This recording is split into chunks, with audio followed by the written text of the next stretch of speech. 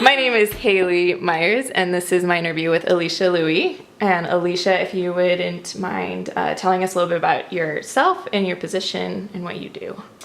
So I am just recently the Associate Director of the Ada County Clerk's Office.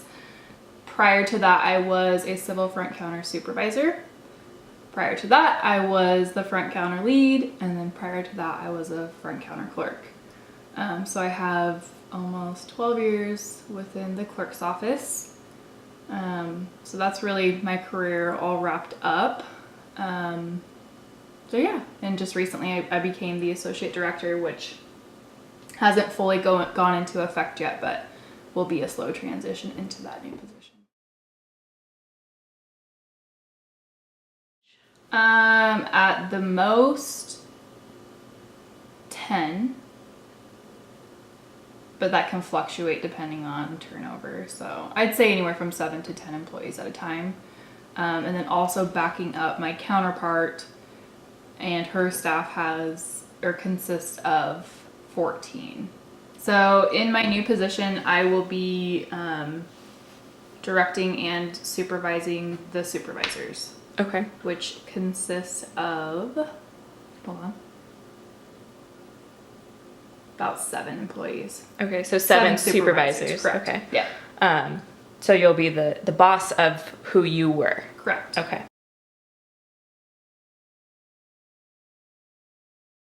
I don't know if I have a leadership style, but I do like to lead others the way I like to be led. And I'm more of a, what are your ideas? Run with it. Let's see if it works, and then we can break it down from there. So, and of course in the clerk's office or in the courts in general, there's not a lot of branching out that can be done, so you're a little bit more restricted. You have with ideas, procedures, correct, and rules that you have to follow. Right. So that can kind of limit, not all the time, but can limit uniqueness with leadership. But yeah. I'm definitely not a micromanager. I definitely step back, observe, and then address, if that makes sense. Yeah.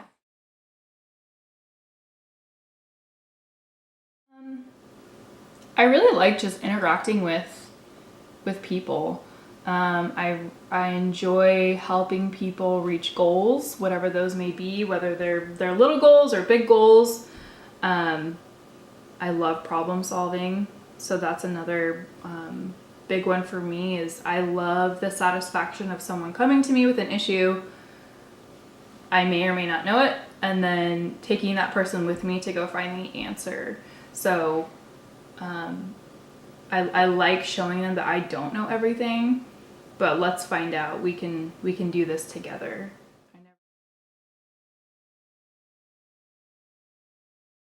I'd like to say that they enjoy having me as a leader. I think they do feel comfortable with me for the most part. They enjoy my open door policy. They can literally come in and talk to me about anything, whether it's work or personal related. And I think they enjoy my honesty. Like I said a second ago, I don't know everything. I'm still learning. And that's okay. And I think it gives them confidence within themselves to know, like, it's all right if I don't know as well. But here's, Alicia, she knows where we can go find the answer together. And I think that's comforting. I know that's something that I enjoy in leaders that I look up to.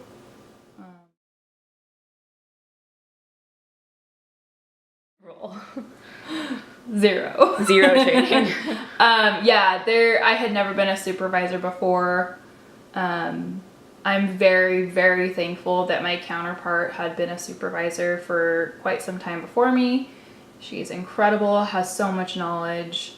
I really, especially in the beginning, really looked to her and tried to mimic her type of leadership skills and supervisory skills. So it was really just on the job training per se. I mean, Right. every day was different, and then just dealing with issues as they came, whether that was reaching out to my counterpart and getting her advice, or going to my supervisor or manager and getting, you know, their input on a situation. A lot of trial and error. I made a lot of mistakes in the beginning. I still do. I'm not perfect. But no. No training. No training. Yeah.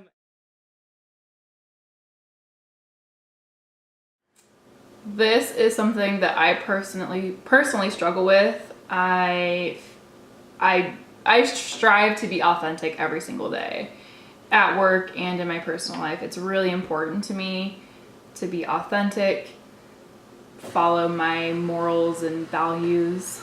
And unfortunately, in a leadership position, sometimes you're not able to be your true authentic self. But yeah, it is a struggle. It is something that I think anyone in leadership or in a role of that type has to really figure out and decide, does that feel okay? Mm-hmm. And it's definitely been a struggle for me.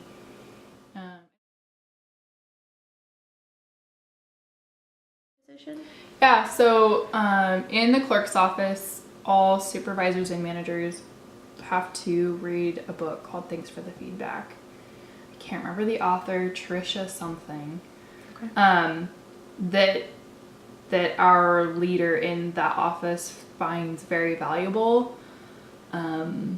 Feedback is really important. It's good to receive it, and to give feedback.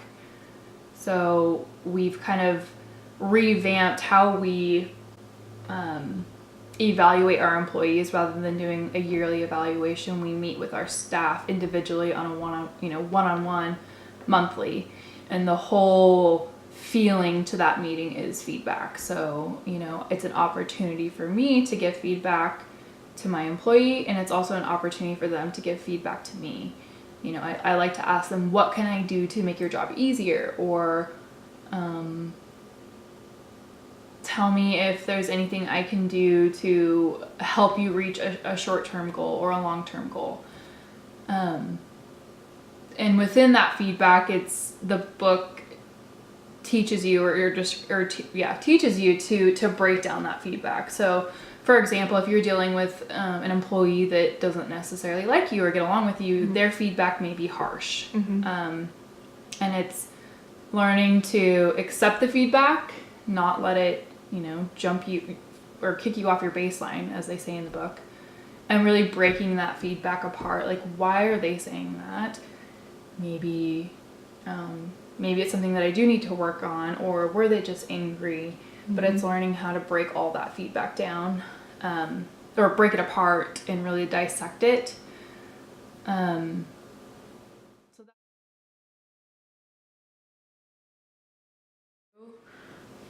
Yes and no. I mean, yeah. I definitely have a stronger relationship with some than others, just mm-hmm. because we work together longer, or we just connect on a different level than others. So I think it can be hard for employees to tell their supervisor, how they truly feel, or ask for something. Right. And I think the best way to try and get that authentic feedback from them is just gaining trust, and being honest with them as much as you can will hopefully strengthen that relationship that you have with your employees. And sometimes it just may not ever happen with some people, and that's just something that you have to recognize.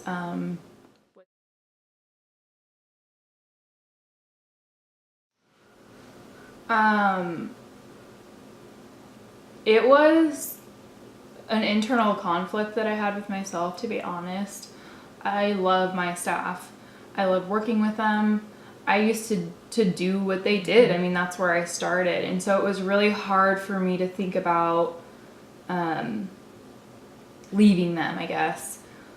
But, I mean, with that aside, I had been in the supervisor position for 5 years. I felt myself feeling a little bit stagnant, and not really being challenged as much as I'd like to be. And I just kind of told myself, you know, if I don't apply, what next here? You know, where do I go? And it just felt like the most natural progression if I were to continue my career in the office. I didn't tell my staff that I was applying. If they asked me, I told them that I did. But then once the news was announced, I sent an email out to them and just reiterated, you know, that I'm really excited for this new position. However, it's bittersweet for me. And that I'd continue to be available to them, and, you know, if they ever needed to talk or needed guidance on anything, like, I'm still here for you. So yeah, it was an internal struggle for sure, but you got to put yourself first, in my opinion.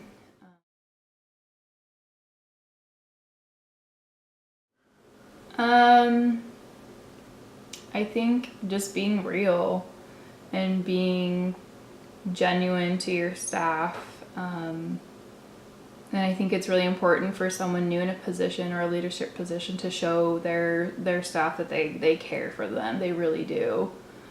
Compassion. Totally. I think that's really important. I mean, we're all human beings. We all feel good when someone tells us or shows us that they care about us.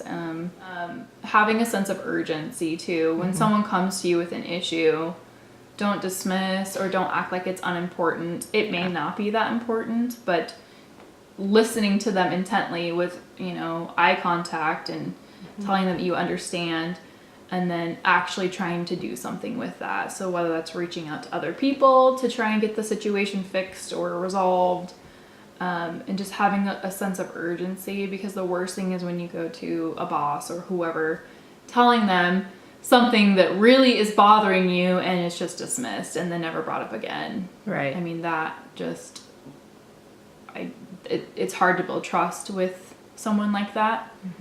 So yeah, just bringing that back around, just building trust and having honesty with the staff.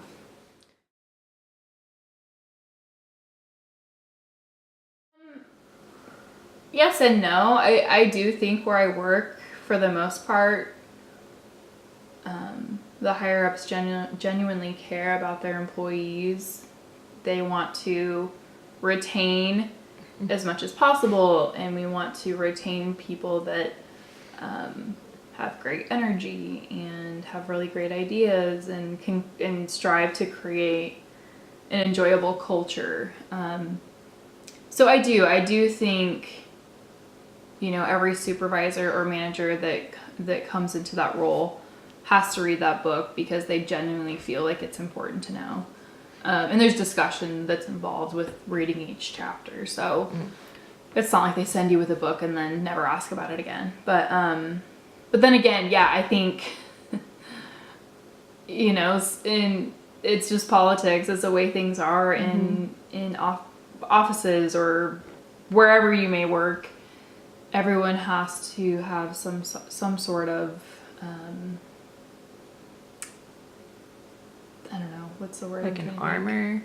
Yeah, I was going to say, not a shield, but kind of. They have to protect themselves. Totally, too. 100%. Yeah. I mean, we're all getting paid to be be at our jobs. Those are our jobs. It's a choice to be there. Hopefully no one's being forced to be at work. But yeah, I think it's inevitable. It's just the way things are, in my opinion. Yeah.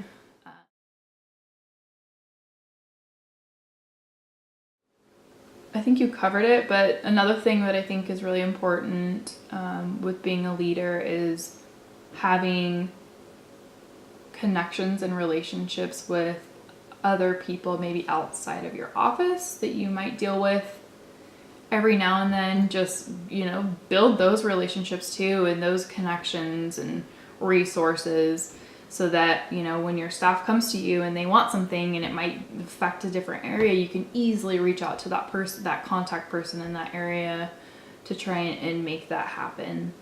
That's something that I've tried to work on over the last few years, is just build relationships and connections with other people outside of my office. Well, I appreciate you being here with me, and thank you for answering my questions and giving Yeah. us a little insight to your leadership experience. Absolutely. Thank you.